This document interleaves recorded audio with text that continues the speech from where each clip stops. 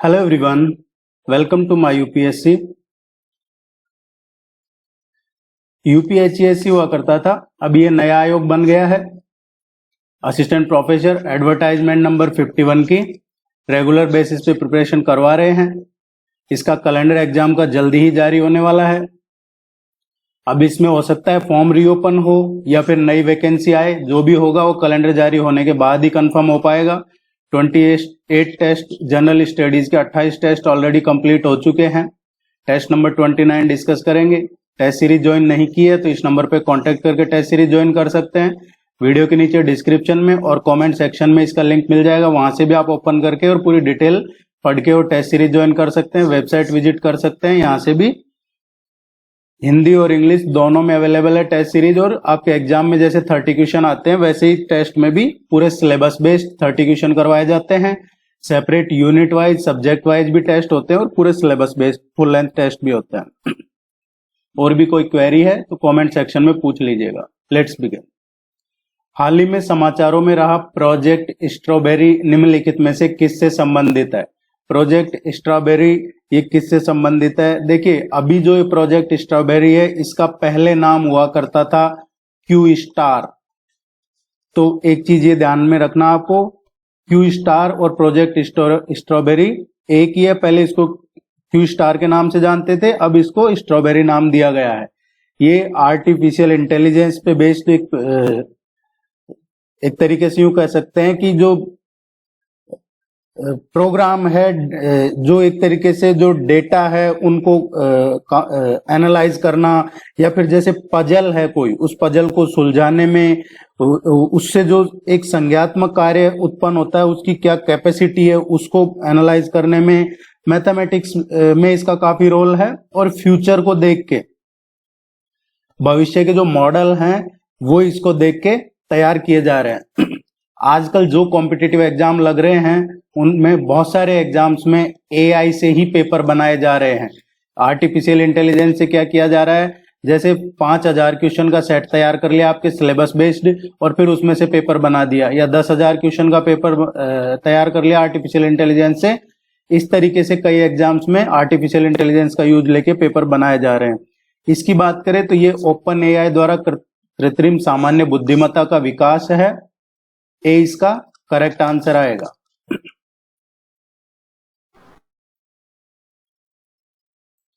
भारत के सर्वोच्च न्यायालय से संबंधित संवैधानिक प्रावधानों से संबंधित इधर दे रखे हैं आप हमें आर्टिकल, और इधर दे रखे हैं क्या, कॉन्स्टिट्यूशनल प्रोविजन, संवैधानिक प्रावधान। इनमें से कौन सा सही है ये देखना है। आर्टिकल 129 क्या कहता है? आर्टिकल 129 कहता है कि अगर आपने कंटेम्प्ट ऑफ कोर्ट किया, अवमानना क्या होती है, कोर्ट ने आपको कोई आदेश दिया और उसकी पालना नहीं हुई, तो आर्टिकल 129 के तहत कोर्ट के पास ये शक्ति है कि वो आपको दंडित कर सकते हैं। और इसमें कई बार किसी पे जुर्माना लगाया जाता है, किसी को जेल भी भेज दिया जाता है। तो ये सही मैच कर रहा है। Article 129 contempt of court, court की अवमानना। आर्टिकल 141 क्या है? सर्वोच्च न्यायालय के आदेश और डिक्री लागू होने के योग्य है। देखिए, आर्टिकल 141 है, ये आदेश और डिक्री करने के लिए ऐसा नहीं है। ये बाकी के जो कोर्ट हैं, सर्वोच्च न्यायालय के निर्णय सभी न्यायालय जो भी अदर कोर्ट्स हैं उन पे लागू होंगे, ये है। तो इसमें ये जो 142 के सामने दे रखा है ये आर्टिकल 141 का है, आप इसको पढ़ सकते हैं। यह है आर्टिकल 141, सर्वोच्च न्यायालय के निर्णय सभी न्यायालयों पर बाध्यकारी है। आर्टिकल 140 तो ये इनकरेक्ट है, गलत है। आर्टिकल 142 क्या कहता है? आर्टिकल 142 कहता है कि सर्वोच्च न्यायालय के आदेश और डिक्री लागू करने योग्य हैं। यह आर्टिकल 142 है। तो इसमें सिर्फ पहला ही सही मैच कर रहा है।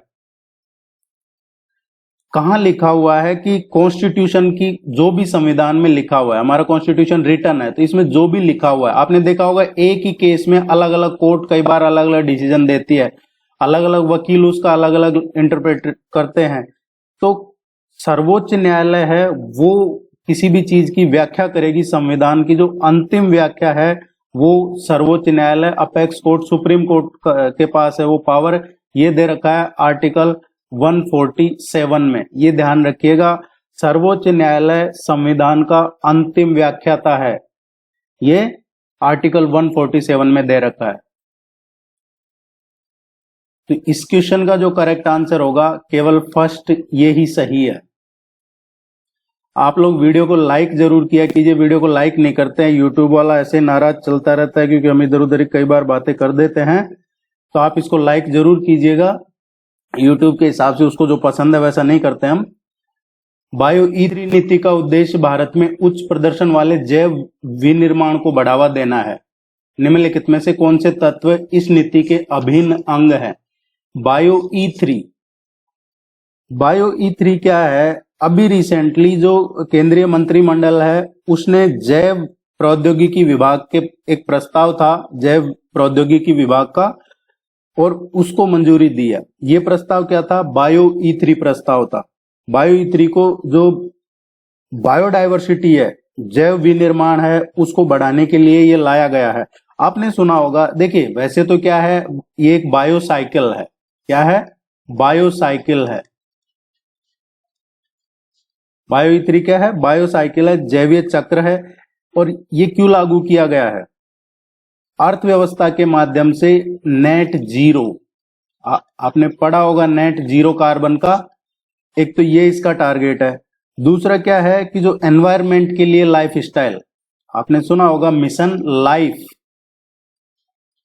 मिशन लाइफ का सुना होगा, लाइफ स्टाइल फॉर एनवायरनमेंट। इसको भी समर्थन करने के लिए, इसको आगे बढ़ाने के लिए ये नीति लेके आई है। जैव प्रौद्योगिकी जो विभाग है वो लेके आया है ये। अब ई3 क्या है? इसमें देखिए बायोडाइवर्सिटी है, लेकिन इसमें ई3 है economy, environment and employment. Economy, environment और एम्प्लॉयमेंट। ये बहुत इंपॉर्टेंट क्वेश्चन है, इसको जरूर ध्यान में रखिएगा। आजकल बहुत सारे एग्जाम्स में पूछा जा रहा है करंट अफेयर्स के नाम पे ये क्वेश्चन। तरलता जाल, तरलता जाल में निम्नलिखित में से कौन सा आर्थिक उपकरण अप्रभावी हो जाता है? तरलता जाल एक्चुअली क्या है? लिक्विडिटी ट्रैप क्या होता है? लिक्विडिटी ट्रैप एक पॉजिटिव चीज नहीं है, यूं कह सकते हैं एक प्रतिकूल आर्थिक स्थिति होती है, एक प्रतिकूल आर्थिक स्थिति होती है। और ये कब होती है? जब जो कंज्यूमर है वो और जो निवेशक है, ये ब्याज दरें कम होने पे खर्च या निवेश करने के बजाय नकदी जमा करते हैं। तो लिक्विडिटी ट्रैप क्या होता है कि चाहे कंज्यूमर हो या इन्वेस्टर हो, ये दोनों क्या है, ब्याज दर कम हो गई, इंटरेस्ट रेट कम हो गई, तो ये क्या करते हैं, जो नगद राशि है वो जमा करना शुरू कर देते हैं, उसको कहते हैं लिक्विडिटी ट्रैप। अब इसमें से लिक्विडिटी ट्रैप के टाइम कौन सा आर्थिक उपकरण अप्रभावी हो जाता है, मतलब उसका प्रभाव नहीं रहता है? तो ये है मॉनेटरी पॉलिसी, मौद्रिक नीति। मौद्रिक नीति, मौद्रिक नीति क्या होती है? किसी देश का जो भी कोई सेंट्रल बैंक है, केंद्रीय बैंक है, जैसे हमारे RBI, reserve bank of India, ये जो मुद्रा आपूर्ति है उसको नियंत्रित करता है, उससे जो आर्थिक विकास है उसको बढ़ावा देने में, या फिर जो ब्याज की दरें हैं उनमें संशोधन करने में, या जो बैंक रिजर्व अपनी आवश्यकताओं को या अपनी जो रणनीति है उनको अपनाने के लिए यूज किया जाता है। ये सारा एक ग्रुप है। तो मौद्रिक नीति क्या है? आरबीआई की पॉलिसी मौद्रिक नीति है, आरबीआई की। इसमें मुद्रा आपूर्ति को कंट्रोल करना, आर्थिक विकास को बढ़ावा देना, ब्याज दरें कम ज्यादा करना, ये सब मौद्रिक नीति है। कई बार एग्जाम में पूछा जाता है मौद्रिक नीति का, तो ये आरबीआई की है। एक और होती है फिस्कल पॉलिसी। फिस्कल पॉलिसी ये जो मिनिस्ट्री ऑफ फाइनेंस है, वित्त मंत्रालय, उसकी पॉलिसी होती है फिस्कल पॉलिसी, और मॉनेटरी पॉलिसी होती है आरबीआई की।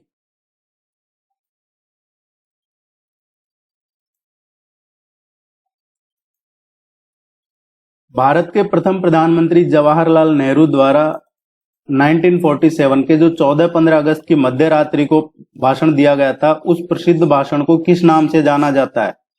प्राइम मिनिस्टर थे जवाहरलाल नेहरू, इन्होंने 14 और 15 अगस्त की जो मध्य रात्रि थी उसको एक भाषण दिया था देश के नाम, उसको किस नाम से जाना जाता है? उसको जाना जाता है ट्रिस्ट विथ डेस्टिनी। डी इसका करेक्ट आंसर है।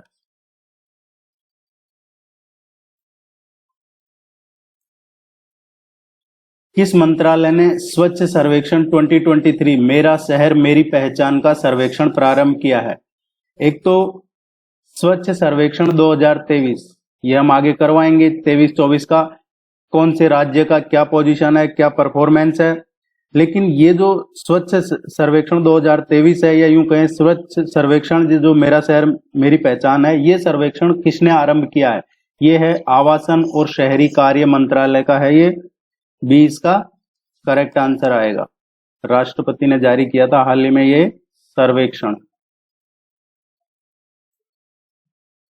देखिए वीडियो को लाइक जरूर कीजिएगा, मेरी रिक्वेस्ट है। और टेस्ट सीरीज के लिए अगर आप इंटरेस्टेड हैं तो इस नंबर पे कांटेक्ट कर सकते हैं, वेबसाइट विजिट कर सकते हैं, कमेंट सेक्शन और वीडियो के नीचे डिस्क्रिप्शन में लिंक मिल जाएगा आपको। ओलंपिक 2024 में भारत पदक तालिका में किस स्थान पर रहा है? अभी रिसेंटली जो ओलंपिक 2024 हुआ है, देखिए पैरा ओलंपिक का नहीं पूछा जा रहा, ओलंपिक 2024। इस बार ओलंपिक 2024 में इतनी अच्छी परफॉर्मेंस नहीं रही है, पॉलिटिकली ज्यादा उसको बना दिया गया है ओलंपिक को। लेकिन इसमें कौन सी रैंक रही है? ये अच्छा नहीं रहा है। इस बार 84 देशों की ये टेबल थी, जो 84 कंट्रीज की टेबल में हम रहे हैं 71st।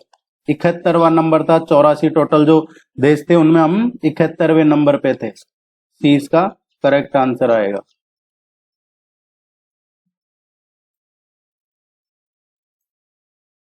जो डिजर्व करते थे उनकी जगह दूसरे लोग चले गए, आधे तो ऐसा हुआ है, और फिर बाकी परफॉर्मेंस भी रही होगी कहीं ना कहीं। इस तरीके का क्वेश्चन हम पहले भी करवा चुके हैं। आपने टेस्ट नहीं देखे हैं तो चैनल पे अवेलेबल है, जरूर देखिएगा। एक क्वेश्चन ये आता ही है एग्जाम में, कंप्यूटर की कौन सी पीढ़ी में सर्किटरी और मैग्नेटिक ड्रम मेमोरी के लिए वैक्यूम ट्यूब का यूज किया जाता है? तो ये हमसे पूछा है किस पीढ़ी में सर्किटरी और जो मैग्नेटिक ड्रम मेमोरी है उसके लिए वैक्यूम ट्यूब का यूज किया जाता है। तो वैक्यूम ट्यूब है ये पहली पीढ़ी का, फर्स्ट जनरेशन कंप्यूटर जो थे उनमें वैक्यूम ट्यूब यूज किया जाता था।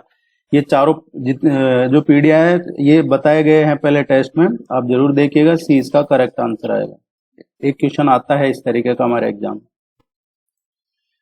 निम्नलिखित में से कौन से कथन भारत के नियंत्रक और महालेखा परीक्षक के बारे में सही है? कैग के बारे में पूछा जा रहा है, कैग के बारे में कौन से सही है? देखिए कई बार मैचिंग क्वेश्चन पूछ लिया जाता है जिसमें कैग का आर्टिकल देके पूछ लिया जाता है। भारत का एक नियंत्रक एवं महालेखा परीक्षक होगा, कंट्रोलर एंड ऑडिटर जनरल होगा। ये आर्टिकल 148 कहता है, आर्टिकल 148 की भारत का एक कैग होगा ऑडिट वगैरह के लिए। कैग भारत के राष्ट्रपति द्वारा नियुक्त किया जाता है। कैग का अपॉइंट कौन करता है? कैग को भारत के राष्ट्रपति करते हैं कैग का अपॉइंटमेंट, ये सही है। कैग का वेतन और भत्ते भारत की समेकित निधि से किए जाते हैं। समेकित निधि क्या है? Consolidated fund of India. Consolidated fund of India से इसके कैग के सैलरी अलाउंसेज कौन से फंड से जाते हैं? कंसोलिडेटेड फंड ऑफ इंडिया से। ये इंपॉर्टेंट है, ध्यान रखिएगा, ये बिल्कुल सही है। कैग का कार्यकाल 6 साल के लिए निश्चित रहता है। कई बार एग्जाम में आपको कंफ्यूज करने के लिए यहाँ 5 साल दे दिया जाता है, तो वो सही नहीं है। कैग का जो टेन्योर होता है वो 6 साल या फिर 65 साल की उम्र हो गई हो, या तो वो 6 साल इस पद पे रह लिए हो या फिर उनकी एज 65 ईयर हो गई हो। जो भी पहले हो जाए उस टाइम तक ही वो अपने पद पे रहते हैं। ये तीनों ही सही है।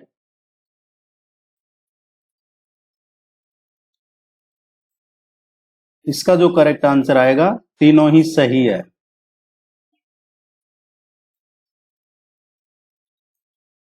एक क्वेश्चन इस तरीके का आता है हमारे एग्जाम में, सेंसस का घटते क्रम में या बढ़ते क्रम में, वो डिपेंड करता है कैसे पूछते हैं। भारत के निम्नलिखित राज्यों केंद्र शासित प्रदेश को 2011 की जनगणना के आधार पर जनसंख्या घनत्व के अनुसार अवरोही क्रम में, अवरोही क्या होता है? ज्यादा से कम, ज्यादा से कम का वो बताना है। तो सबसे ज्यादा जो पॉपुलेशन डेंसिटी है वो कहाँ है, ये इस तरीके का क्वेश्चन हमने पिछले टेस्ट में करवाया है, उसका आंसर बिहार था। तो ऐसा नहीं है कि आप पहले नंबर पे वो टेस्ट देखकर फिर बिहार चुन ले, क्योंकि यहाँ राज्यों ने केंद्र शासित प्रदेश भी दे रखा है, तो क्वेश्चन को अच्छे से पढ़ना है। देखिए पॉपुलेशन डेंसिटी इनमें सबसे ज्यादा है दिल्ली की, दूसरे नंबर पे बिहार की, इस और उसके बाद देखेंगे आप तो पश्चिम बंगाल एंड केरला। इसका जो करेक्ट आंसर आएगा वो आएगा थर्ड वन।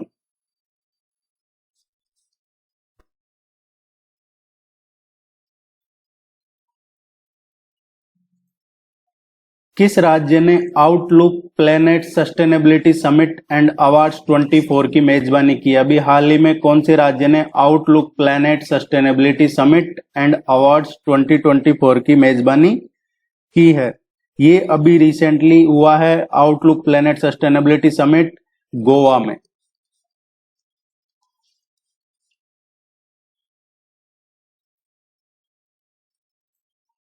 भारत का कौन सा मंत्रालय पोषण ट्रैकर के कार्यान्वयन की देखरेख करता है? पोषण ट्रैकर है, इसकी देखरेख कौन करता है? पोषण ट्रैकर क्या है? पोषण ट्रैकर एक मोबाइल बेस्ड एप्लीकेशन है। क्या है? मोबाइल पे आधारित एक एप्लीकेशन है, जिसे महिला और एवं बाल विकास मंत्रालय ने इसने जो राष्ट्रीय ई गवर्नेंस प्रभाग है, नेशनल ई गवर्नेंस डिवीजन, या इसको शॉर्ट में आपको NEGD इस तरीके से भी दिया जाएगा और फुल फॉर्म पूछ ली जाएगी, तो ये नेशनल ई गवर्नेंस डिवीजन है। इसके माध्यम से शुरू किया है महिला बाल विकास मंत्रालय ने। पोषण ट्रैकर के अंतर्गत क्या होता है, इसमें जो टेक्नोलॉजी का यूज करके बच्चों में बौनापन नहीं हो, दुर्बलता नहीं हो, कम वजन की समस्या को पहचान करना हो, इस तरीके की चीजों को ट्रैक किया जाता है। डी इसका करेक्ट आंसर है।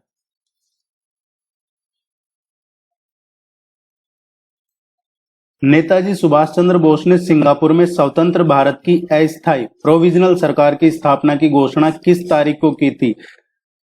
नेताजी सुभाष चंद्र बोस ने है जो अंतरिम गवर्नमेंट बना ली थी, प्रोविजनल गवर्नमेंट सिंगापुर में, और उसकी घोषणा कब की थी? 21 अक्टूबर 1943 को नेताजी सुभाष चंद्र बोस ने इसकी घोषणा भी कर दी थी, प्रोविजनल गवर्नमेंट की।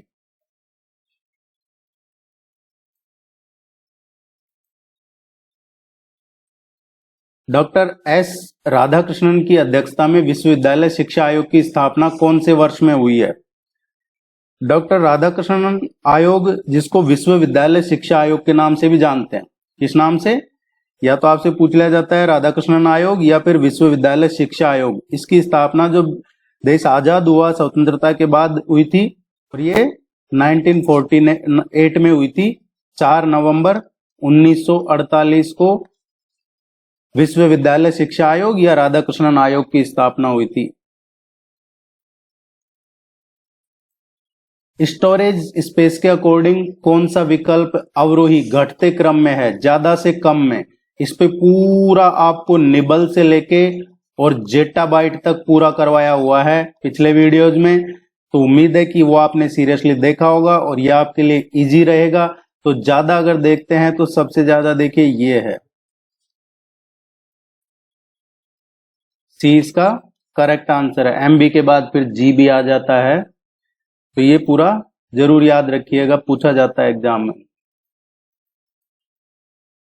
परम किसकी एक श्रृंखला है जिसे सीडेक पुणे द्वारा भारत में असेंबल किया गया है? परम क्या है? परम एक सुपर कंप्यूटर है। ये एक सुपर कंप्यूटर चेन है जिसे सीडेक ने, जो पुणे में है ये सीडेक, इन्होंने असेंबल किया है।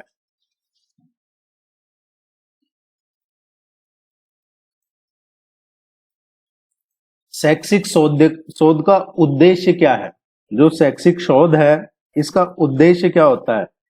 इसका उद्देश्य होता है शिक्षा की प्रक्रिया में अंतर्निहित नए जो तथ्य हैं और सिद्धांत है उनकी खोज करना ही शैक्षिक शोध का मेन उद्देश्य होता है।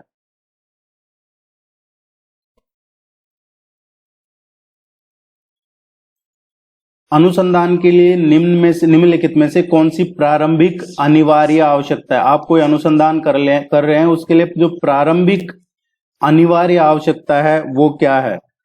शोध के लिए जो अनिवार्य आवश्यकता होती है वो सबसे पहले शोध पत्र तैयार करना, ये एक प्रारंभिक अनिवार्य आवश्यकता है। बी इसका करेक्ट आंसर आएगा। आप इसको जरूर लाइक कीजिएगा, चैनल को सब्सक्राइब कर लीजिए अभी तक सब्सक्राइब नहीं किया है तो। All the very best, good luck, thank you very much.